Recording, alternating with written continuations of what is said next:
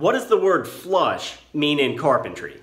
I almost talked about this in my plumb level square video, but ultimately I thought it needed its own video because it's such an important topic and I do hear people misuse it a lot. So today I'm going to explain what carpenters mean when we say the word flush and what we mean by its opposite, proud.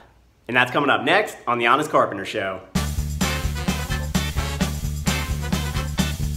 Flush is a term that we use to describe the position of two adjacent objects in relation to one another. And it specifically means that those two objects are level with one another on a particular plane. So when you butt two objects up against one another and position them so that their corresponding faces are perfectly even, those objects are now flush at that face. They essentially make a smooth or flat surface together. This concept comes up everywhere in carpentry and woodworking. When woodworkers are lining up, say, a trim edge with the surface of a tabletop, they want to make sure that the two surfaces are perfectly flush. In fact, they'll often use what's known as a flush trim bit to manually make the faces flush with a router.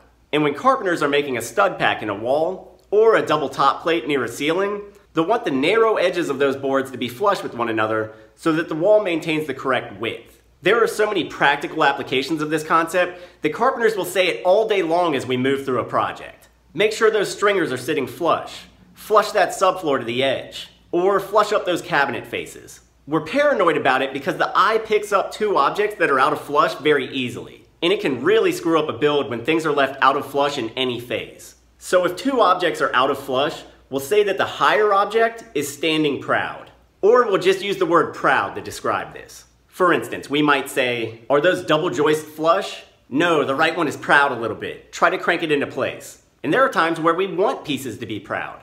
I always point out that cabinet face frames stand proud pretty much everywhere. This helps hide imperfections and lets you bring cabinets together more tightly. And I also talked about it in my video on reveals, where I pointed out that door jambs are almost always proud of door casings by nearly 1/4 inch. Another aesthetic trick. But for the most part, flushness is the quality that we seek most frequently. We just want our surfaces and our edges to line up really well most of the time. I did my best to flush up these plywood panels for my back wall countertop, but the floor is wavy back here and I was working fast, so it's not a thing of beauty. Still, they're more or less flush. But that's how the concept works. Flush versus proud.